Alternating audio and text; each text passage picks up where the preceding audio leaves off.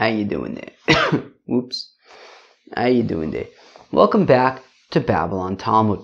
Today we're studying Daf Tes, Daf 9 of Masechta BavaKama. Friends. Yo, friends. Yo, friends. Alright, today we're talking about stuff related to BavaKama.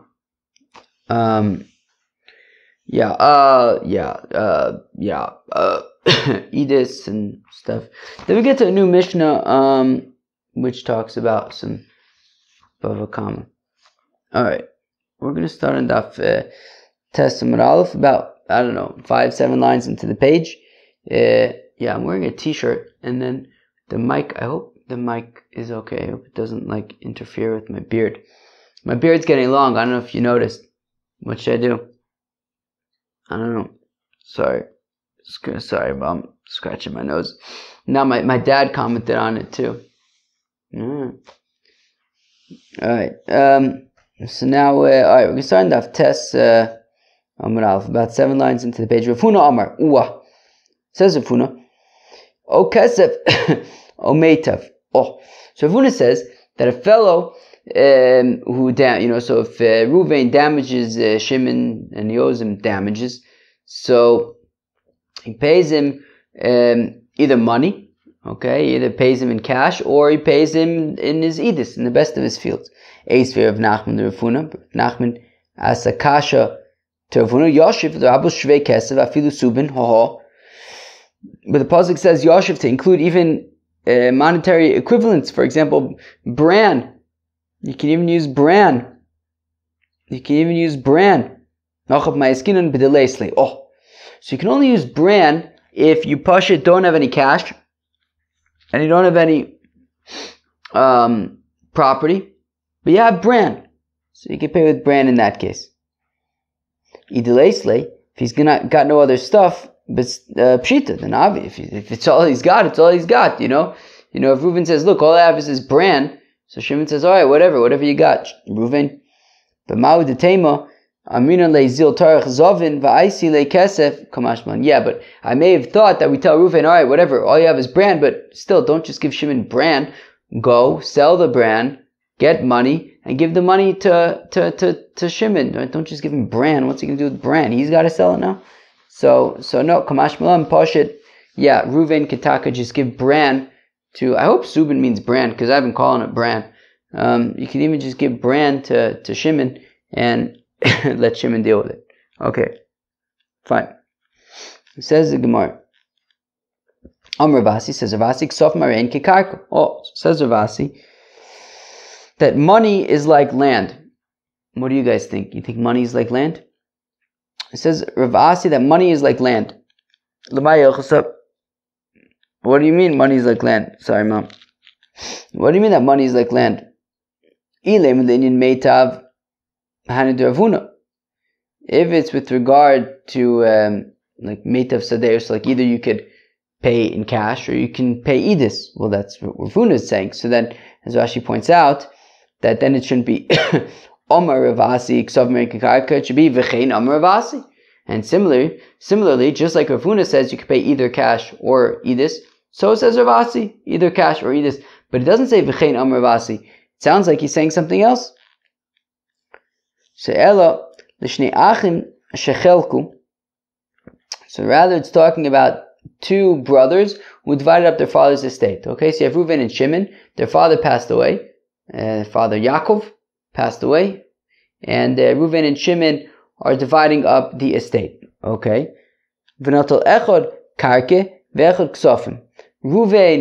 no, I think when I was doing it before, I think I did it I was thinking the opposite. So I'll stick with how I was thinking about before so I don't rock the boat. Reuven takes the cash and Shimon takes the property. That's how they divide it up. Yaakov passes away. Reuven and Shimon are dividing up the estate. Reuven says, I'll take the cash. Shimon says, I'll take the property, and that's how they divide it up.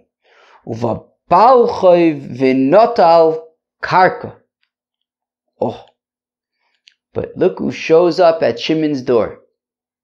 Apparently, Jacob owed money to somebody. And that somebody knocks on Shimon's door and says, Shimon, sorry to say so, but sadly it's true. Who could tell me where that quote comes from? Sorry to say so, but sadly it's true. Should I give you more? I can give you more of a hint if you want. But bang-ups and hang-ups will happen to you. I think that's the quote. You know where that's from? I'm sorry to say so, but sadly it's true that bang-ups and hang-ups will happen to you. I think that's a direct quote from Oh, the Places You'll Go by Dr. Seuss. So then this creditor comes and knocks on Shimon's door and says, I'm taking your karka. So the Ozil Hai v'shakil palga bichsafim be'adei. Okay. So now, after Shimon loses his property, he goes to his brother Ruvain and says, Ruvain, look, our father owed money. I lost the property. Let's split your cash in half. And what it means is that ksafim rein karka is that Ruvain, who has the ksafim, is also obligated, is also on the line and has to split the losses over here because kesef harein karka, and he also is obligated to foot half the bill for his father's debt. Pshita. Obviously, they should have to split the responsibility. Hi, bro, v'hai lav, bro. I don't understand what is Shimon. Right? Let me just about ksafim. Exactly. What is only Shimon considered the son of Jacob and not Reuven? Like, I don't understand. Like it's the children's responsibility to cover their father's debt. So what? Only Shimon is on the line. Reuven isn't. Of course, they should have to split the bill. So therefore, what exactly is the chiddush over there? To those who say, Adrab, no fakert, leidach kisa the amalei lehachi shakli ksafim. To those, right? I mean, you could say it fakert that no, the creditor comes, takes Shimon's field away from him. Shimon goes to Reuven and says, "Hey, Reuven, oh buddy, old pal, for old time's sake, let's. How about you give me half of our father's cash?" And you know what Reuven says? Get lost. This is why I took the money. Like, look, I took the money, you took the property, we each took a certain risk upon ourselves. The risk that I took is the imiganve, that if the money gets stolen from me, I'll be left with nothing. That's the risk I'm taking. I wouldn't come to you and ask for your property. And when you took the property, you took the following risk, that if a creditor would show up and take your fields from you, you wouldn't come to me and ask me to split the cash. We each took risk in our choice to take cash or property respectively, and therefore don't come to me.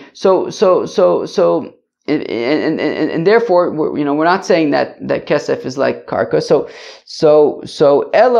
So rather, what is the example where Rav Asi is saying kesef arein kekarka? Because remember, in the first interpretation where Shimon splits it with Reuven, we said, well, that's obvious, right? It can't be that only Shimon is responsible to foot the bill. And according to the second one, we say Shimon can't actually go to Reuven because Reuven says, look, that was the risk that you took when you accepted the property. So ella l'shnei achim shechelku. So rather, what it's talking about is that no, it's not that Reuven took the cash and Shimon took the property. No, they both. It was. I guess we're not talking about cash. We're just talking about property, and they split the property in half. Okay, Jacob had 2 fields, and Reuven took 1 field. Shimon took the other field. Okay, and a creditor knocks on Shimon's door and says, "Hey, Shimon, your father owed me money. I'm taking the field." Okay, and and we are saying, and then we are saying that. So in that case, right, they both had property, right? So it's surely not Shimon's responsibility to have to pay for the father's debts and not Reuven. So Shimon now goes to Reuven and says, Reuven, look, let's split the field. And in that case, right, so meaning Shimon lost his field. He goes to Reuven and says, Reuven, look, let's split your field in half. So Reuven can either give him half of his field or he can give him money. And that's the case that Rav Asi is talking about, that Kesef, Arein, Kikarka, that Reuven can give either property to Shimon or money to Shimon, either way. And Kesef, Arein, Kikarka, the money would be just as good as giving actual property. But if that's the case, Rav Asi has already said this before. The Itmar was stated, that if you have two brothers that divide up an estate, right? So Reuven and Shimon divide up their father's estate. Reuven takes one field, Shimon takes the other field. And a creditor comes and takes Shimon's property away from him. So Rav Amar B'Tela Machlokas. So Rav says, look, we go back to the drawing board. Right? Initially, Reuven, right, they divided up. Reuven took one field, Shimon took the other field. Shimon's field was taken away from him. So they go back to the drawing board and they split Reuven's field in half. Shmuel Amar, Shmuel says Viter. Shmuel says, look, Shimon loses out. Look, Reuven got one field, Shimon got the other field. The creditor took Shimon's field. Sorry, Shimon, just bad luck, but you're done. You don't get anything. Rav Asi Amar, and Rav Asi somewhere in between, right? Remember, Rav said that they go back to the drawing board and Reuven gives Shimon half of his field. Shmuel says Shimon gets nothing and Reuven keeps his field in his entirety. And Rav Asi somewhere in the middle, he says that Reuven doesn't give Shimon half of his field, but he gives him a quarter of his field. Rav Asi Amar Nota Revia Bikarka Revia B'Maos. That Rav Asi says, look, Shimon can take, meaning Reuven has to give Shimon either a quarter of his field or the value, right, or the money worth, right, the value of a quarter of his field, either in property or in money. So we see that according to Rav Asi, money and property, right, kesef and karka are interchangeable. Rav Omar, says Rav, B'Tela, right? So Rav had said that, right, that the initial division that Reuven gets one field and Shimon gets the other field is null and void now, and they go back to the drawing board and split Reuven's field in half. Right? So Rav Amar B'Tela Machlokas. So Ksover Ha'achim Shechelku Kiyoshim Avu. That when the two brothers divide up their father's estate, they are like inheritors, and therefore they're inheriting the estate. Reuven inherits half of it, Shimon inherits the other half of it. When the creditor comes and takes away Reuven's half, Shimon's half from him, so Shimon now goes back to Reuven. He says, look, half of our inheritance is gone. We need to redivide what's left, and Reuven gets half and Shimon gets half of what's left. Shmuel Amar Viter Kasavar Achim Shechelku Lekuchas Uchlokech Shlo B'Achrayis Dami. Whereas Shmuel treats it that when Reuven and Shimon divide up the estate, they are like purchasers, meaning once they divide it up and Reuven, so to speak, purchases his half, and Shimon, so to speak, purchases his half, right? It's like they each purchase their half, and if something happens to Shimon's half, okay, his purchase is gone, but he can't go back to Reuven and say, give me half of yours. I mean, it's Reuven's. It's not like an inheritance that each one has a 50% right to it. Once they've divided up, it's as though they each purchased what they own, and Shimon can't go back to Reuven now and say like, oh hey, can you give me half of yours? No, it's Reuven's. Rav Asi Omar Nota Revia B'Karka Revia B'Mos, whereas Rav Asi says that Reuven gives to Shimon a quarter of his property. It's because Misapkale Ike Yorshin Damu. He's not sure if they're considered like inheritors, in which case Reuven should have to give Shimon half of his property, Ike Lekuchos Dami, or if they're considered like buyers, in which case Reuven doesn't need to give Shimon anything at all. Hilkach, therefore, Nota Revia B'Karka Revia B'Mos, and therefore Rav Asi is somewhere in between, where it's not like Rav says, which is they divide it in half, and it's not like Shmuel, which says that Reuven keeps everything. Rather, he says Reuven gives him a quarter. And that could be either money or a quarter of the property. So we see that we already saw from here Rav Asi's opinion that kesef arein kekarka. So what's Ravasi saying when he says kesef arein kekarka? If we already know that. My arein kekarka. So what is kesef arein kekarka? The Inyan meitov. Well, with regard to damages, right? That Reuven can pay Shimon if his ox damages, he can pay either cash or property.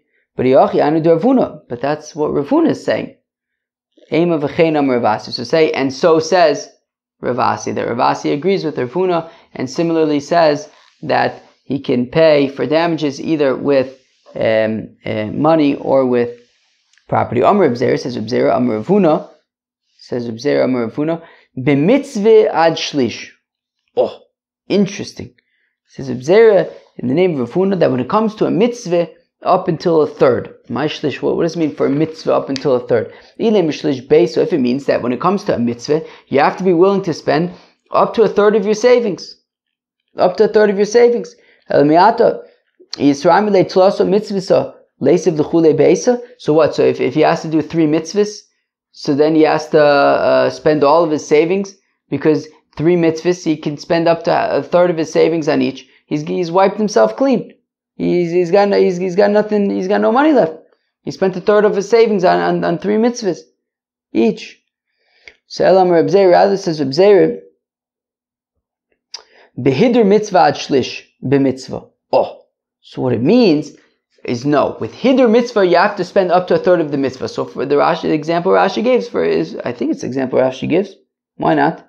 Yeah, he does. So for example, if you have 2 Sefer Torah, right? A fellow's in the market for a Sefer Torah, he's looking to buy a Sefer Torah. And they say, okay, here's the 2 Sefer Torah you could choose from.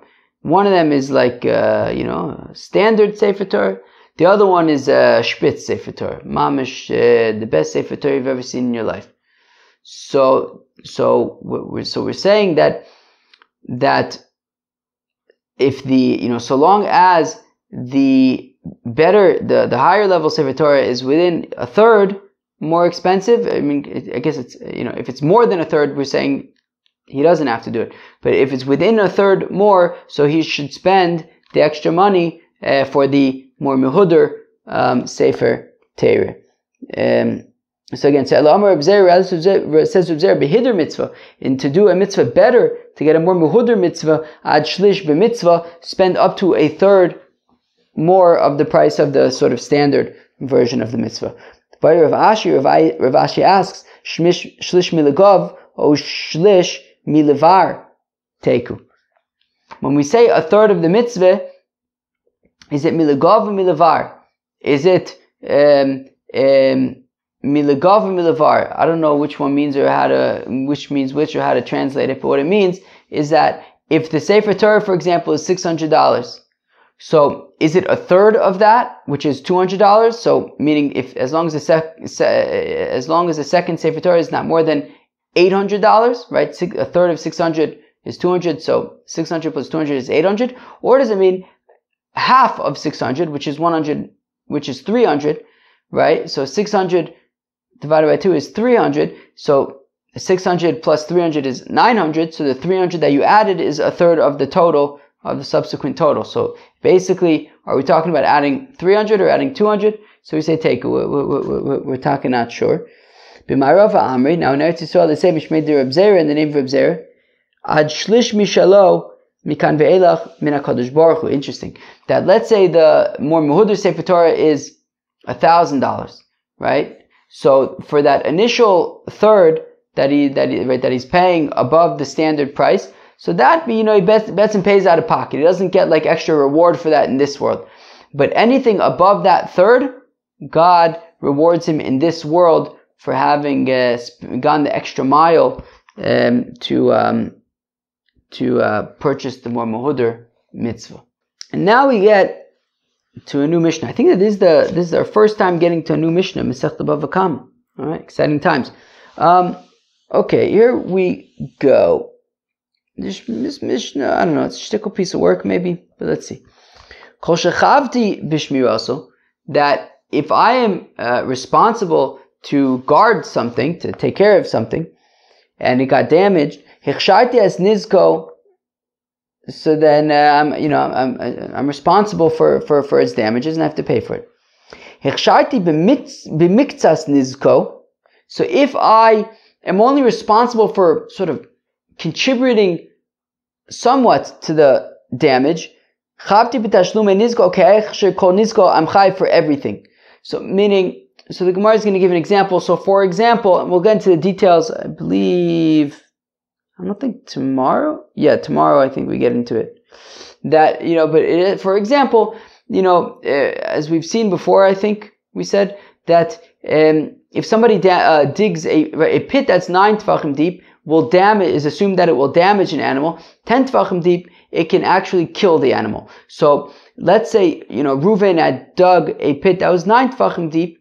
Comes Shimon and adds only one more tefach. So he contributed to the damage, right? He only dug it 1 tefach, whereas Reuven had dug it 9 tefachim. But nonetheless, Shimon, we're going to see in what case, but Shimon only contributed, somewhat, but yet he's going to be chayiv for everything. And we'll get into the details later, but the point is that you can have somebody who contributes only a shtickle, and yet he's chayiv for everything. Nechasim she'ein boen me'ila. So property that is not me'ila, i.e. it's not like hektish. Nechasim she'ein shel b'nei bris. Nechasim that belong to a yid. Nechasim ha'miyuchadim, privately owned nechasim, as opposed to hefker.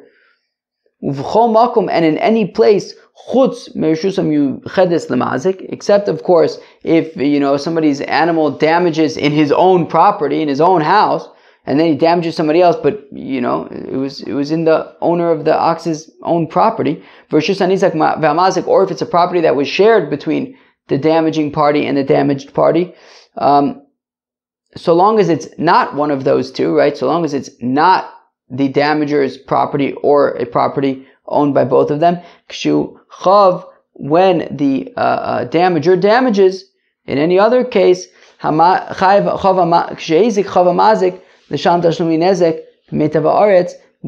damager is going to be obligated to pay with the best possible stuff. So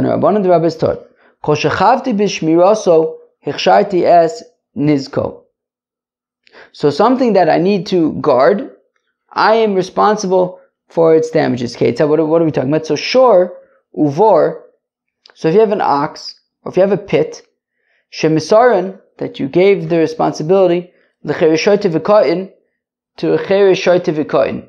Interesting. Ve'iziko, and then the ox or the pit caused damage. Chayiv l'shalim, the sort of person who was initially responsible needs to pay. Mashen came by eish, which is not the case by eish, by fire. But what's the ukimta? What are we talking about? If we're talking about an ox that was tied up, or a pit that was covered, that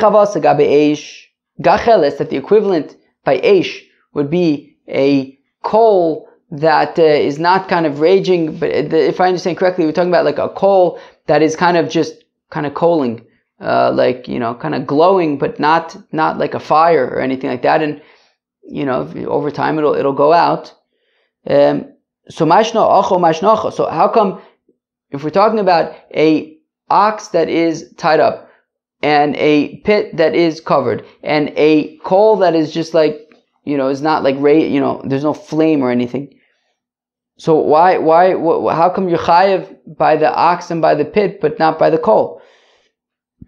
So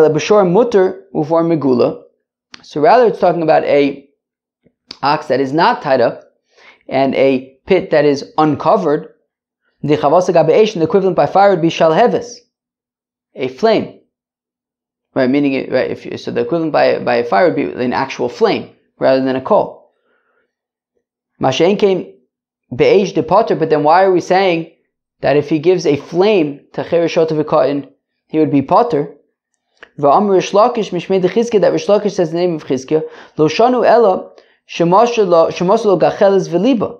That when we say that the sender would be potter, that's only if he gave the chereshot v'ka'in a coal, and then the chereshot v'ka'in fanned the coal, and made it into a fire, in that case the sender would be potter. But if the sender mamish gave a flame to a cher sheitivakain, the sender would be chayiv. So why are we saying? So if we're talking about an actual flame, why would it be potter by eish?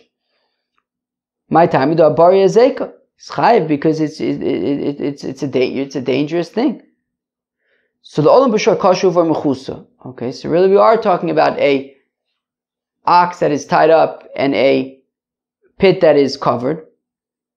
And we're saying that in that case he would be chayiv with the kavasa gabe eish gachelis. And by the equivalent by fire would be a coal. And you said, okay, but then why should he be chayiv by a shor and by a bor, but potter by eish? Shor darke linatuke, because a ox is going to, try to get himself untied. Bor darke linature, and a pit gets, the covering can fall away, and it can get revealed again, opened again, exposed again. Gachelis kama de shavakla mamya amya va'azla. But the opposite is true when it comes to a coal, that it is getting weaker and weaker over time. As time goes by, it's the flame is the coal is getting weaker and weaker and going more and more out. That is why you're potter by the fire. Now, according to Rabbi Yochanan, who says that a sender would be potter even if he gives an actual flame to a cher sheitivakain, which the equivalent would be by the ox and by the pit, an ox that is untied and a pit that is exposed. So how come by the pit and by the ox is chayav, but not by the flame? Because by the flame, it's ultimately the grasp of the cheresh that is causing the damage. Let's go right for a second. But by the ox that is untied and the pit that is exposed, it's not the cheresh that's doing anything. The ox damaged or the pit damaged. But when it comes to the flame, it's actually the cheresh that is doing the damaging. And therefore, if it's the cheresh doing the damaging, he's potter. But when it comes to the ox and when it comes to the pit, it's not the cheresh that's doing the damaging, it's the pit, it's the ox, so therefore he's going to be chayiv. Friends, that was the test of Masechta BavaKama. We saw the opinion of Rav Huna, who says that when it comes to damages, you could pay either with money or with property. We saw that Rav Asi ultimately said the same thing as well. We saw an interesting thing by a mitzvah, that by Hiddur mitzvah, you should be willing to do up to a third more of the standard one. You should invest in the Hiddur and the more Hiddur one. And then we got to a new Mishnah, which started talking about different examples of where you would be chayiv. And okay, that was the test of Masechta BavaKama. I hope you enjoyed. Peace out.